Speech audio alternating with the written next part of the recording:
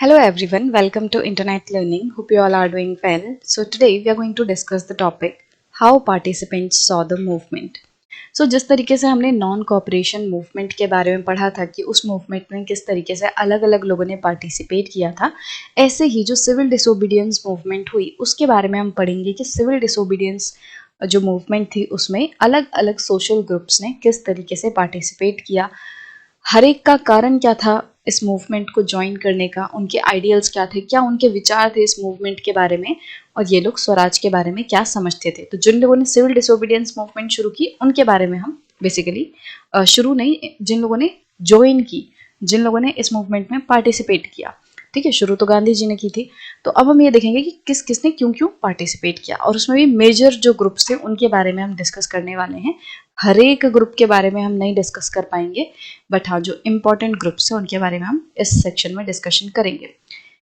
सो country side में जो pageants थे, कंट्री साइड मतलब जो गांव वाला इलाका है, तो वहाँ के जो बड़े बड़े अमीर जो किसान थे उनकी कम्युनिटीज, जैसे कि पटीदार्स हो गए गुजरात में, उत्तर प्रदेश में जाट्स हो गए, इन लोगों ने काफी बढ़ चढ़कर सिविल डिसोबीडियंस मूवमेंट में हिस्सेदारी ली। मतलब इन लोगों ने काफी अच्छे से पार्टिसिपेट किया। अब रीजन क्या था इनके पार्टिसिपेट करने का? जब नॉन कॉपरेशन मूवमेंट हुई थी तब हमने देखा था कि जो छोटे किसान हैं वो काफी बढ़ चढ़कर नॉन कॉपरेशन मूवमेंट में पार्टिसिपेट कर रहे थे। बट यहाँ पे हम देख रहे हैं अब रिच पेजेंट आ गए, मतलब अमीर बड़े जो किसान हैं वो मूवमेंट को ज्वाइन कर रहे हैं। उनके मूवमेंट को ज्वाइन करने का रीजन क्या है? तो क्या था कि ये जो बड़े बड़े पेजेंट्स हैं, बड़े बड़े किसान हैं, ये क्या कर रहे थे, ये कमर्शियल क्रॉप्स उगा रहे थे। मतलब कि ये क्रॉप्स मार्केट में बेचने के लिए उगाते थे। ऐसा नहीं था कि ये जो भी उगाते थे वो सिर्फ और सिर्फ अपने कंज्यूम करने के लिए उगाते थे, बल्कि जो ये उगाते थे उसका मेन मकसद क्या रहता था कि उसे ये मार्केट में बेच के पैसा कमा पाए। बट हुआ क्या था कि डिप्रेशन आ गया था, प्राइसेस जो है वो फॉल कर रहे थे। हमने ऊपर सेक्शन में पढ़ा था कि ये वाला जो सेक्शन है टुवर्ड्स सिविल डिसोबीडियंस, इसमें हमने देखा था कि 1926 से लेकर 1930 के बीच में प्राइसेस जो है वो काफी ज्यादा फॉल करने लग गए थे, और 1930 के बाद तो मतलब बहुत ही ज्यादा प्राइसेस गिर चुके थे। तो इकोनॉमिक डिप्रेशन आ गया था वर्ल्ड वाइड, ठीक है। इसी इकोनॉमिक डिप्रेशन से बहुत ज्यादा परेशान थे ये बड़े किसान भी। मतलब ऐसा नहीं है ना कि छोटे किसान पे ही इकोनॉमिक डिप्रेशन का असर पड़ेगा, इकोनॉमिक डिप्रेशन का असर बड़े किसानों पे भी पड़ रहा था। तो अब क्योंकि उनकी इनकम बहुत कम आई, जो कैश इनकम, जो उनके हाथ में पैसा आना था वो बहुत कम आया, और क्योंकि चाहे ये बड़े किसान हैं, इनके पास जब पैसा कम आया तो ये लोग भी गवर्नमेंट को टैक्स देने में नाकाम रहे। जिस तरीके से जो छोटे किसान थे उनको टैक्स देना पड़ता था, इसी तरीके से बड़े किसानों को भी देना पड़ रहा है। अब बड़े किसानों को भी सेम दिक्कत आ रही है कि वो टैक्स नहीं पे कर पा रहे हैं क्योंकि उनकी इनकम ज्यादा नहीं हुई है। And the refusal of the government to reduce the revenue demand led to widespread resentment. अब एक तरफ तो देखो पूरे दुनिया भर में डिप्रेशन आ रखा है, उसका असर छोटे किसान बड़े किसान हर तरीके के किसान पे देखने मिल रहा है। अब जब ये बड़े किसानों को ये दिक्कत झेलनी पड़ी तो बड़े किसानों ने एक तरीके से गवर्नमेंट से गुहार लगाई कि रेवेन्यू को थोड़ा कम कर दो, हम बहुत ज्यादा टैक्स नहीं दे पाएंगे, हम कम टैक्स देंगे। बट जो गवर्नमेंट थी, जो ब्रिटिशर्स थे, उन्होंने रेवेन्यू डिमांड को कम करने से मना कर दिया। उन्होंने क्या कहा कि हम जितना टैक्स कलेक्ट करते हैं उतना ही करेंगे, कम टैक्स हम नहीं वसूलेंगे। अब जब गवर्नमेंट टैक्स कम करने से मना कर गई तो जो बड़े किसान थे, ये जो रिच पेजेंट्स थे, इनको बहुत ज्यादा गुस्सा आया और इनमें रिजेंटमेंट फैल गई, एक तरीके से नाराज हो गए गवर्नमेंट से।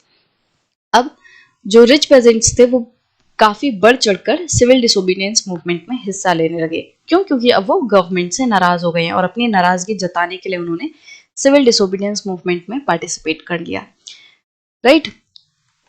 सिविल डिसोबीडियंस मूवमेंट में पार्टिसिपेट करने के साथ साथ ये जो किसान थे, बड़े किसान, इन्होंने कम्युनिटीज को ऑर्गेनाइज किया, मतलब काफी सारे लोगों को इकट्ठा किया, एकत्रित किया, ताकि वो अपनी बात को बता सके कि ब्रिटिशर्स हमारे साथ गलत कर रहे हैं, ठीक है। यहाँ तक कि ये जो बड़े किसान थे, इन्होंने जो ऐसे लोग थे जो कि इनकी बात नहीं मान रहे थे, जो गवर्नमेंट का अपोजिशन नहीं कर रहे थे, या जो सिविल डिसोबीडियंस मूवमेंट को ज्वाइन नहीं कर रहे थे, ऐसे लोगों को भी जबरदस्ती ज्वाइन करवाया है या उनको मनवाया है कि तुम हमारी बात मानो। मतलब कि ये जो बड़े किसान थे, ये अब इस हद तक गुस्से में थे कि अब ये जबरदस्ती कर रहे थे लोगों के साथ कि जो लोग सिविल डिसोबीडियंस मूवमेंट को नहीं ज्वाइन कर रहे हैं या जो लोग इन सब पंगों से दूर रहना चाहते हैं कि ना हम तुम्हारी साइड है ना हम गवर्नमेंट की साइड है, हमें इन सब से कोई मतलब नहीं, जो लोग मतलब रिलक्टेंट थे, जो लोग इन सारी चीजों में पार्टिसिपेट करने से मना कर रहे थे, ऐसे लोगों को फोर्स कर रहे थे अब किसान, ये बड़े किसान, कि ये जो लोग हैं वो इनको ज्वाइन करें, किसानों को ज्वाइन करें सिविल डिसोबीडियंस मूवमेंट में और उनकी मांगों में। ठीक है, बॉयकॉट प्रोग्राम्स जो हैं उनमें लोग ज्यादा से ज्यादा पार्टिसिपेट करें, तो ये कोशिश थी अब बड़े किसानों की। For them the fight for Swaraj was a struggle against high revenues. अब ये जो बड़े किसान थे, रिच पेजेंट्स थे, इनके लिए स्वराज का मतलब क्या था? इनके लिए स्वराज का मतलब था कि जो हाई रेवेन्यूज हैं उसके खिलाफ हमें लड़ाई लड़नी है, जो ये हमारे ऊपर बहुत ज्यादा टैक्सेस लगाए जा रहे हैं वो कम हो जाएं। तो बेसिकली ये मतलब था बड़े किसानों का स्वराज को लेकर, कि स्वराज का मतलब क्या है? A struggle against high revenues, कि हमें लड़ाई लड़नी है हाई टैक्सेस के खिलाफ, कि हमारे ऊपर जो बहुत ज्यादा टैक्सेस लगा रखे हैं हमें उसके खिलाफ लड़ाई लड़नी है। तो इनका ये मतलब था स्वराज को लेकर, मतलब बेसिकली ये सिविल डिसोबीडियंस मूवमेंट ज्वाइन कर रहे थे, स्वराज की बात कर रहे थे। तो क्यों कर रहे थे? ताकि ये रेवेन्यूज कम करवा सके, इनका मेन मकसद ये था। इनका मकसद ये नहीं था कि भाई इंडिया को आज़ाद कराना है, भारत को अंग्रेजों से आज़ाद करवाना है, ऐसा कोई मेन मकसद इनका नहीं था, right? But they were deeply disappointed when the movement was called off in 1931 without the revenue rates being revised. अब हुआ क्या था कि देखो, महात्मा गांधी जी ने जब देखा कि जो सिविल डिसोबीडियंस मूवमेंट है वो वापस से मतलब नॉन कॉपरेशन मूवमेंट की ही तरह सिविल डिसोबीडियंस मूवमेंट भी वॉयलेंट होती जा रही है, बहुत ज़्यादा दंगे हो रहे हैं, लोगों पे अत्याचार हो रहा है, जो सत्याग्रही हैं उनके ऊपर अत्याचार हो रहा है, तो महात्मा गांधी जी ने क्या किया था, जो इरविन और मतलब गांधी जी का पैक्ट था, एक गांधी इरविन पैक्ट, उसके तहत 1931 में सिविल डिसोबीडियंस मूवमेंट को कॉल ऑफ कर दिया था। अब जब 1931 में ये सिविल डिसोबीडियंस मूवमेंट बंद हुई तो लोग ना काफी नाराज हो गए, डिसअपॉइंट हो गए, क्योंकि उनको ऐसा लगा कि भाई हमारे रेवेन्यू रेट्स तो रिवाइज हुए ही नहीं, हमारा टैक्स तो कम हुआ ही नहीं, फिर मूवमेंट क्यों बंद कर दी? मतलब इनका जो मेन मकसद था, इन किसानों का, बड़े किसानों का, इनका मेन मकसद तो इस पूरी मूवमेंट को ज्वाइन करने का यही था ना, ताकि इनके टैक्सेस कम हो जाए। तो इनको काफी नाराजगी हुई जब सिविल डिसोबीडियंस मूवमेंट को रोक दिया गया 1931 में। इनको लगा कि अभी हमारे टैक्सेस तो कम हुए ही नहीं है। तो जब 1932 में सिविल डिसोबीडियंस मूवमेंट वापस से शुरू हुई, मतलब गांधी जी ऐसे ही करते हैं ना, हमने देखा था नॉन कॉपरेशन मूवमेंट के टाइम पे भी, कि अगर एक बार कोई मूवमेंट बहुत ज्यादा हिंसक रूप ले रही है तो कुछ समय के लिए गांधी जी उसको रोक देते हैं और फिर कोशिश करते हैं कि वो लोगों को समझाएं, उनको थोड़ा ट्रेन करें, एंड उसके बाद वो वापस से उस मूवमेंट को रिज्यूम करें। ठीक है, तो वही चीज सिविल डिसोबीडियंस के केस में भी हुई कि जब सिविल डिसोबीडियंस मूवमेंट 1931 में रोक दी गई थी, तो थोड़ी देर बाद जब माहौल थोड़ा शांत हुआ तो 1932 में वापस से उस मूवमेंट को शुरू किया गया।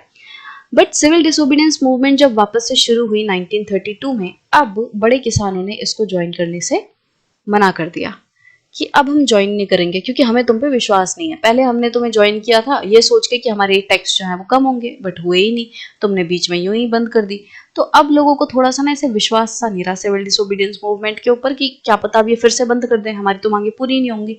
तो इसीलिए अब ये जो बड़े किसान थे उन्होंने थोड़ा सा मतलब वो हिचकिचाए इस बार सिविल डिसोबीडियंस मूवमेंट को ज्वाइन करने में।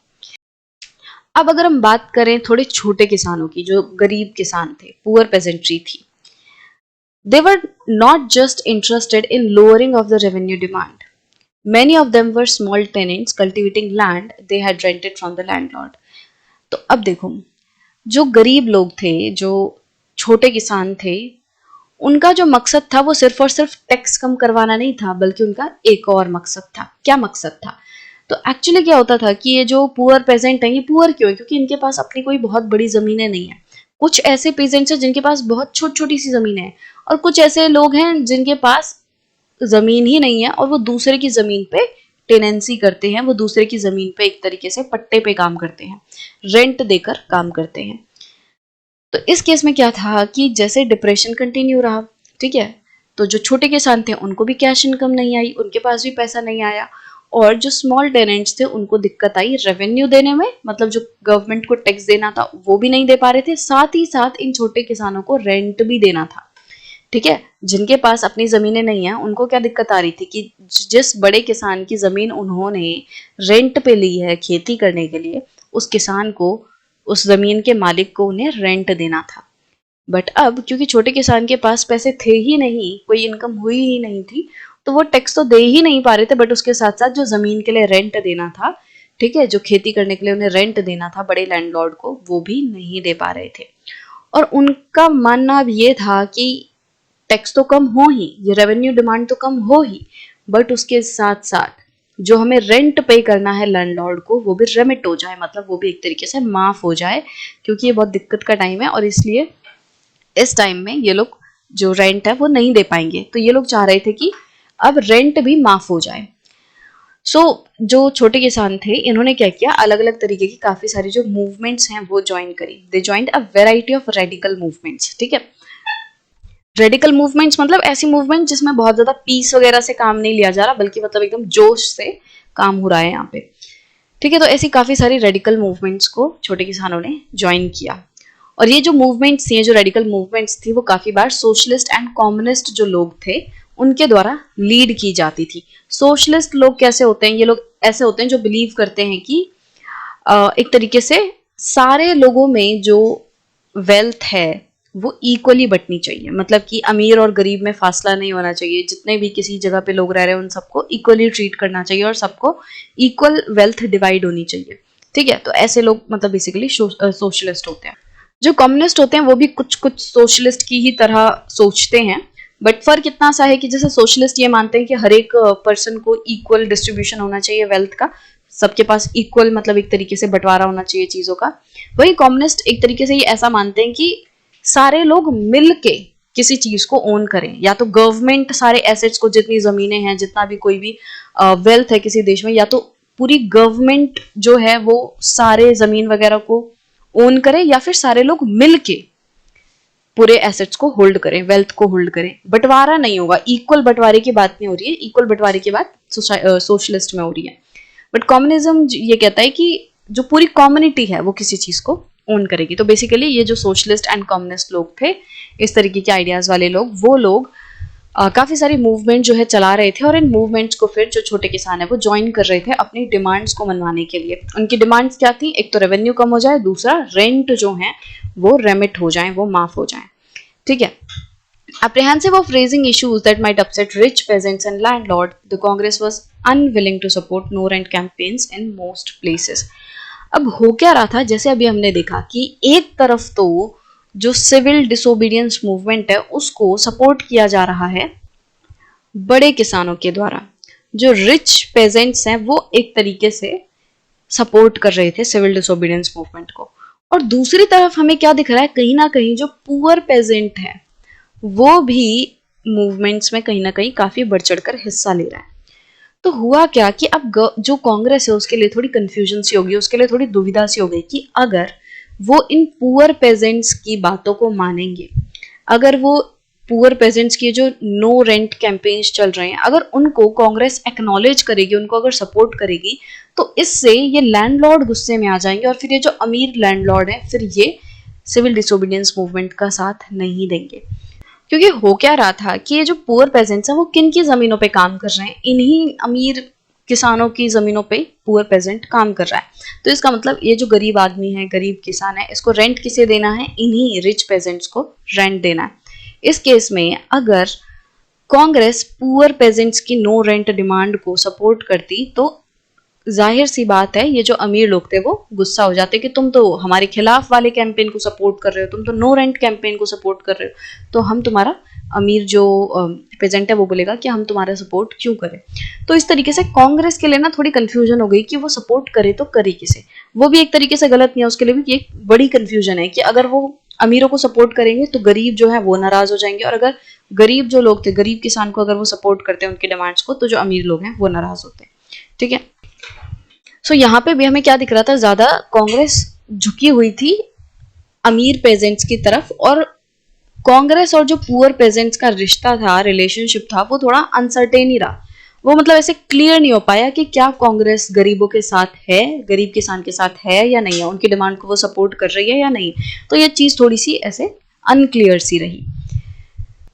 तो हमने अमीर प्रेजेंट की बात कर ली, गरीब प्रेजेंट की बात कर ली कि वो किस तरीके से इन मूवमेंट्स में पार्टिसिपेट कर रहे थे। अब अगर हम बात करें बिजनेस क्लास की, कि जो बिजनेस करने वाले लोग थे, जो व्यापारी थे, वो किस तरीके से सिविल डिसोबीडियंस मूवमेंट में पार्टिसिपेट कर रहे थे या वो किस तरीके से इस मूवमेंट को देख रहे थे। तो during the first world war Indian merchants and industrialist had made huge profits and became powerful.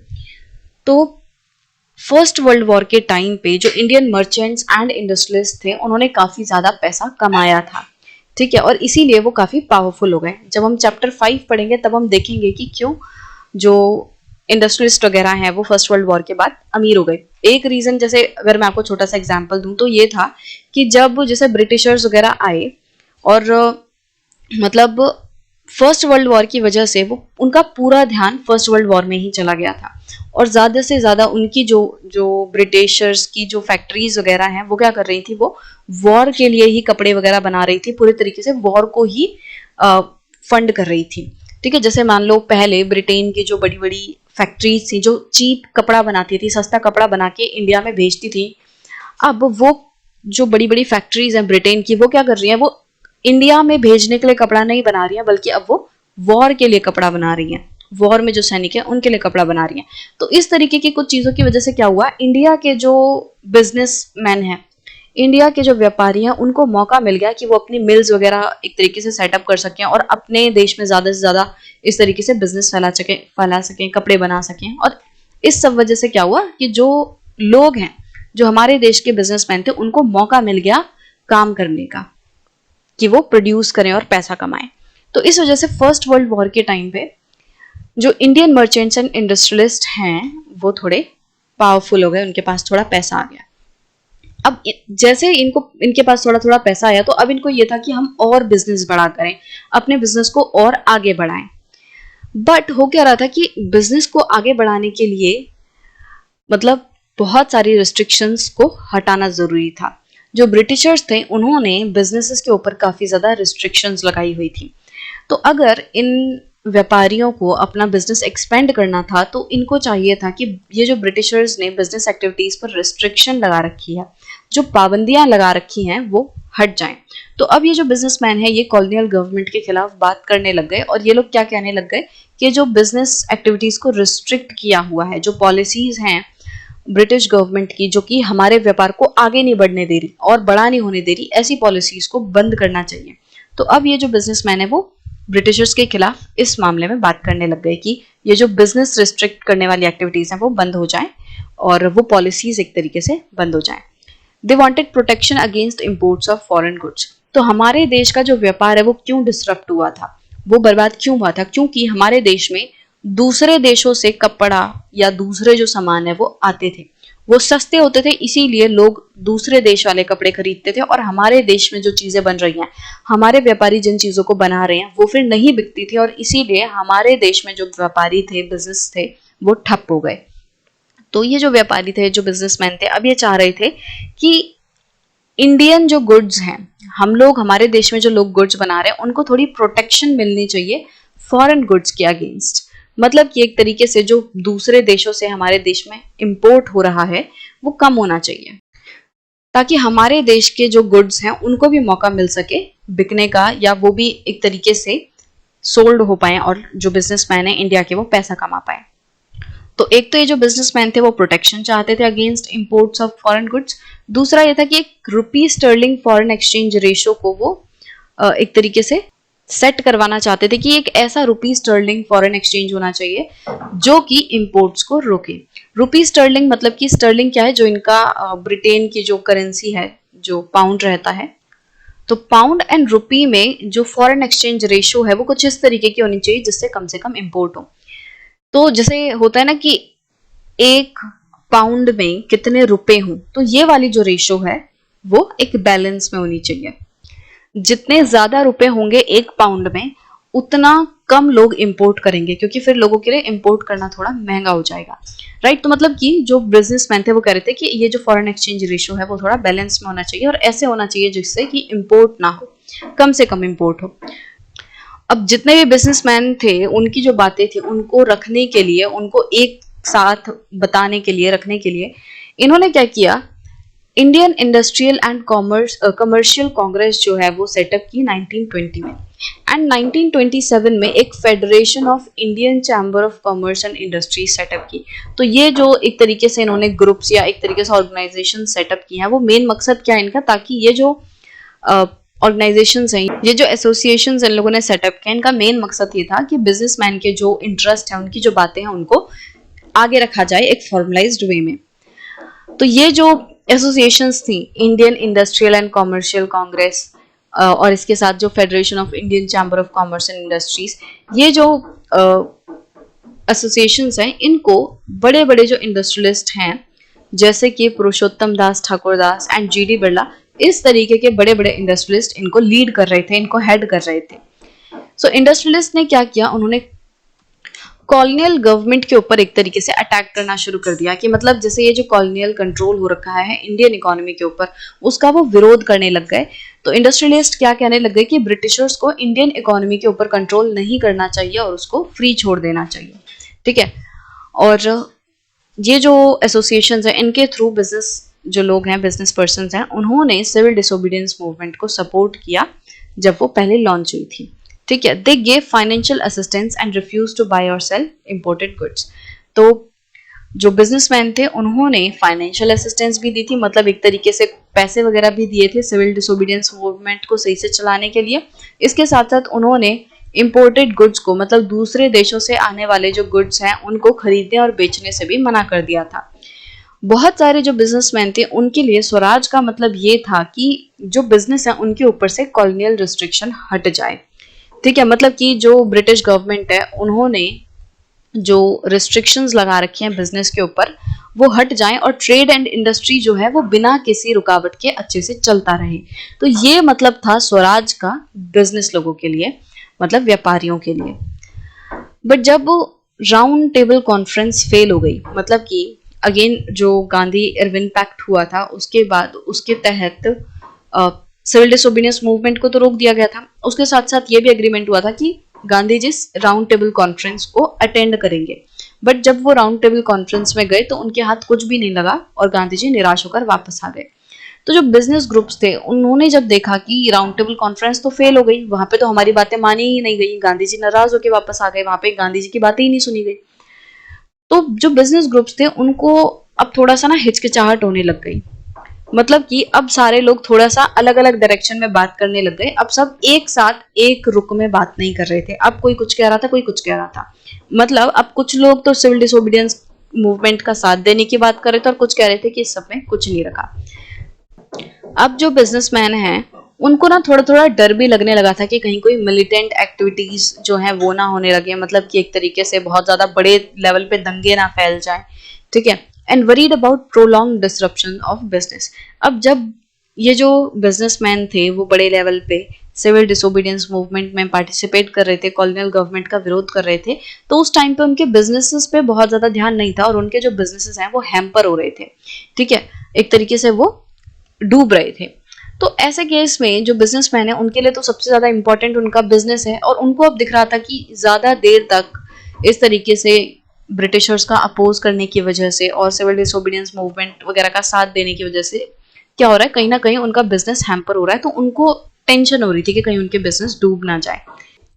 इसके साथ साथ जो इन्फ्लुएंस था सोशलिज्म का, उसकी वजह से भी बिजनेसमैन को डर लग रहा था, ठीक है। तो कांग्रेस के जो यंगर मेंबर थे, मतलब कांग्रेस में जो एक तरीके से जो युवा नेता थे, वो सोशलिज्म की बात कर रहे थे। सोशलिज्म, मैंने अभी आपको बताया कि जो वेल्थ है वो सारे लोगों में इक्वल बंटनी चाहिए। इस केस में बिजनेसमैन के लिए क्यों खतरा है, क्यों बिजनेसमैन को सोशलिज्म से डर लग रहा है? तो इसलिए डर लग रहा है कि मान लो अगर सोशलिज्म आएगा तो जो पैसा बिजनेसमैन ने कमाया है, जो जमीनें बिजनेसमैन ने खरीदी हैं, अब वो गरीबों में भी बट जाएंगे और सबके पास इक्वल जो है एक तरीके से जमीनें हो जाएंगी।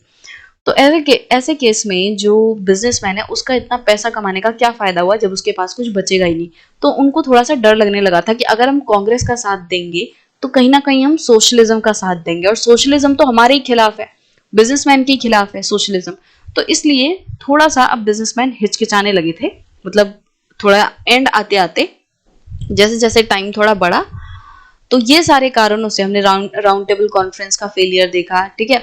मिलिटेंट एक्टिविटीज का डर, उनके बिजनेस का डिसरप्ट होने का डर, साथ ही साथ सोशलिज्म का डर, इन सब की वजह से अब जो बिजनेसमैन थे वो कहीं ना कहीं सिविल डिसोबीडियंस मूवमेंट को सपोर्ट करने से हिचकिचा रहे थे। अब ये तो हमने बात की बिजनेसमैन की, मतलब जो ओनर है एक तरीके से, जो बड़े बड़े बिजनेसमैन है। अगर हम बात करें इंडस्ट्रियल वर्कर्स की, कि जो इनके बिजनेसेस में काम कर रहे हैं, जो इंडस्ट्रीज में वर्कर्स हैं, उनका क्या सीन था, उन्होंने किस तरीके से इसमें पार्टिसिपेट किया। तो इंडस्ट्रियल वर्कर्स जो हैं उन्होंने बहुत बड़े लेवल पे सिविल डिसोबीडियंस मूवमेंट में पार्टिसिपेट नहीं किया, ठीक है। मतलब नागपुर रीजन जो है वहां पे थोड़े बहुत इंडस्ट्रियल वर्कर्स ने सिविल डिसोबीडियंस मूवमेंट को सपोर्ट किया था, बाकी जगहों पे इंडस्ट्रियल वर्कर्स का कोई बहुत बड़ा रोल सिविल डिसोबीडियंस मूवमेंट में नहीं दिखा, मतलब उन्होंने काफी बढ़ चढ़कर पार्टिसिपेशन नहीं किया। As the industrialist came closer to the Congress, workers stay aloof. तो यहाँ पे क्या हो रहा था, जैसे हमने बड़े किसान और छोटे किसान में एक तरीके से मुठभेड़ देखी थी, वही सेम चीज यहाँ पे भी है कि कॉन्फ्लिक्ट ऑफ इंटरेस्ट हो रहा है कि जब जो वर्कर्स हैं उन्होंने ये देखा कि कांग्रेस के साथ बड़े इंडस्ट्रियल वर्कर्स हैं, मतलब बड़े बड़े इंडस्ट्रियलिस्ट हैं, बिजनेसमैन, जब वो कांग्रेस के साथ बहुत ज्यादा क्लोज हो रही हैं तो इंडस्ट्रियल वर्कर्स ने कांग्रेस से अपनी दूरी बना ली। क्यों? क्योंकि जो वर्किंग क्लास है, जो इंडस्ट्रियल वर्कर्स हैं, उनको कहीं ना कहीं बिजनेसमैन से दिक्कत थी कि उनको सही से वेजेस नहीं दी जा रही, उनके वर्किंग कंडीशन सही नहीं है, उनका ध्यान नहीं रखा जा रहा। तो उनको, मतलब जो इंडस्ट्रियल वर्कर है वो किससे सैलरी लेगा, किससे वेज लेगा? डेफिनेटली जो बिजनेसमैन है। और आधी बार जो लड़ाई होती है इंडस्ट्रियल वर्कर की, वो वेजेस को लेकर होती है कि उनको हाई वेजेस चाहिए, उनको अच्छी वर्किंग कंडीशंस चाहिए, उनको सेफ्टी चाहिए, उनको सिक्योरिटी चाहिए। तो ये लड़ाई इंडस्ट्रियल वर्कर्स की बिजनेसमैन के साथ होती है, इंडस्ट्रियलिस्ट के साथ होती है। अब जो इंडस्ट्रियल वर्कर है उसको ये दिख रहा है कि बिजनेसमैन तो कांग्रेस के साथ जाके खड़ा हो रहा है, इसका मतलब कांग्रेस हमारी सपोर्ट नहीं करेगी। जब वो बिजनेसमैन की सपोर्ट कर रही है, जब वो बड़े व्यापारी की सपोर्ट कर रही है, तो वो हमारी सपोर्ट शायद नहीं करेगी। तो इंडस्ट्रियल वर्कर्स इसलिए थोड़ा सा दूर रहे कांग्रेस से। But in spite of that some workers did participate in civil disobedience movement. But इसके बावजूद भी, मतलब कुछ जो इंडस्ट्रियल वर्कर्स थे उन्होंने फिर भी सिविल डिसोबीडियंस मूवमेंट में पार्टिसिपेट किया। जैसे हम दूसरे ग्रुप्स को देख रहे हैं, जैसे हम किसानों को देख रहे हैं, बड़े बिजनेसमैन को देख रहे हैं, जिस लेवल पे, जिस मात्रा में उनका पार्टिसिपेशन था, उस लेवल पे इंडस्ट्रियल वर्कर्स का पार्टिसिपेशन नहीं था, इनका पार्टिसिपेशन बहुत कम था। और कहीं कहीं पे जहाँ पे ये जो इंडस्ट्रियल वर्कर्स थे वो आवाज उठा रहे थे और एक तरीके से अपने मुद्दे रख रहे थे, वहां पे उन्होंने कुछ गांधीयन प्रोग्राम्स जो हैं उनको अडॉप्ट किया, मतलब कुछ आइडियाज जो हैं गांधी जी के, उनको अडॉप्ट किया। जैसे कि इंडस्ट्रियल वर्कर्स ने जहां जहां पे थोड़ा सा पोजीशन किया, अपनी बातें रखी, वहां पे उन लोगों ने फॉरेन गुड्स का बॉयकॉट किया। उन्होंने जो विदेश से आने वाला कपड़ा है उसको बॉयकॉट किया। और बेसिकली इंडस्ट्रियल वर्कर्स की जो मूवमेंट थी वो किसके लिए थी? लो वेजेस के लिए थी और पुअर वर्किंग कंडीशंस के लिए थी, कि भाई उनकी वेजेस बढ़नी चाहिए और उनकी जो वर्किंग कंडीशन है, जिस माहौल में वो काम करते हैं, वो बेटर होना चाहिए। तो यही बातों को लेकर इंडस्ट्रियल वर्कर्स की लड़ाई थी। तो जब कुछ कुछ जगह पे इंडस्ट्रियल वर्कर्स ने अपने लेवल पे ये मूवमेंट्स छेड़ी अपने हक के लिए, तो उसमें उन्होंने कुछ कुछ गांधी जी के आइडियाज को अपनाया, जैसे कि बॉयकॉट ऑफ फॉरेन गुड्स। तो इस तरीके से उन्होंने कुछ कुछ जो आइडियाज हैं वो अपनाए गांधी जी के। बट वैसे पूरी तरीके से उन्होंने सिविल डिसोबीडियंस मूवमेंट का साथ नहीं दिया, उन्होंने बस अपने लेवल पे जो मूवमेंट छेड़ी, अपने लेवल पे जो वो संघर्ष कर रहे थे उसको बनाए रखा। वैसे कोई मतलब कांग्रेस का साथ नहीं दिया या सिविल डिसोबीडियंस मूवमेंट का बहुत बड़े लेवल पे उन्होंने सपोर्ट नहीं किया। अब दूसरी तरफ जो रेलवे वर्कर्स थे उन्होंने भी स्ट्राइक्स की थी 1930 में। डॉक वर्कर्स जो थे उन्होंने भी स्ट्राइक की थी 1932 में। तो रेलवे वर्कर्स तो आपको पता ही है कि जो रेलवेज में जो काम करते हैं ऐसे वर्कर्स। डॉक वर्कर्स क्या होते हैं? जो शिप में काम करते हैं, शिप में सामान को चढ़ाना, उतारना। तो ये सारे काम में जो लोग इन्वॉल्व रहते हैं उन्हें डॉक वर्कर्स कहते हैं। तो उन्होंने भी 1932 में स्ट्राइक्स जो है छेड़ी थी।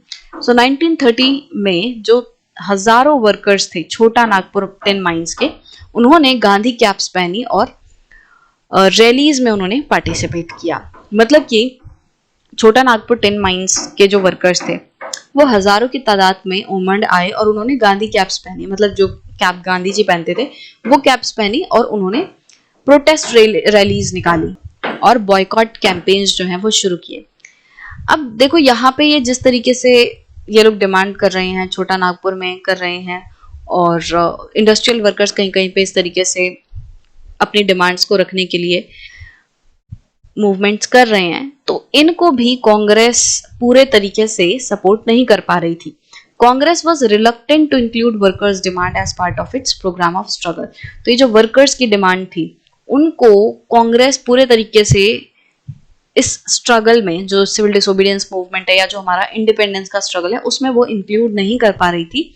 क्योंकि अगेन अगर कांग्रेस वर्कर्स की डिमांड को अपनाती, अगर वर्कर्स की डिमांड को एक्नॉलेज करती, तो जो इंडस्ट्रियलिस्ट हैं वो गुस्सा हो जाते, क्योंकि जो यहाँ पे वर्कर्स लड़ रहे हैं लो वेजेस के खिलाफ, वर्किंग कंडीशंस के खिलाफ, वो लड़ाई वर्कर्स की इंडस्ट्रियलिस्ट के खिलाफ है। ठीक है, इंडस्ट्रियलिस्ट से वो लड़ाई लड़ रहे हैं, इंडस्ट्रियलिस्ट से वो मांग कर रहे हैं कि हमारी वेजेस बढ़ाओ, हमारी वर्किंग कंडीशंस बढ़ाओ। इस केस में अगर कांग्रेस वर्कर्स का साथ देगी तो वो ऑटोमेटिकली इंडस्ट्रियलिस्ट के खिलाफ हो जाएगी। तो इसीलिए कांग्रेस को ये डर था कि अगर हम वर्कर्स की डिमांड्स को ऐसे ओपनली एक्सेप्ट कर लेंगे, एक्नॉलेज कर देंगे, तो इंडस्ट्रियलिस्ट एक तरीके से वो हमसे अलग हो जाएंगे। और ब्रिटिशर्स से लड़ने के लिए कुछ कुछ पावरफुल लोगों का होना भी बहुत जरूरी था। ऐसा नहीं था कि सिर्फ वर्कर्स या जो पुअर पेजेंट्स हैं उनके सपोर्ट से हम लड़ाई लड़ सकते थे।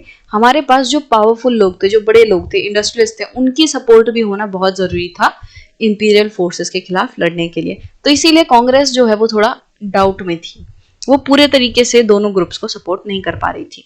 हालांकि वो अमीरों के तरफ टिल्टेड ज्यादा दिख रही थी, कहीं ना कहीं जो अमीर पेजेंट्स थे, किसान थे, उनकी तरफ, प्लस जो बड़े बड़े बिजनेसमैन थे उनकी तरफ कांग्रेस थोड़ी सी टिल्टेड थी, उनकी सपोर्ट कहीं ना कहीं कर रही थी। बट जो गरीब लोग थे, जो पुअर पेजेंट्स थे, जो वर्कर्स थे, उनकी डिमांड्स को वो ओपनली एक्सेप्ट नहीं कर रही थी, या उनको मतलब पूरे तरीके से ऐसे नहीं बोल रही थी कि ये भी सिविल डिसोबीडियंस का ही पार्ट है।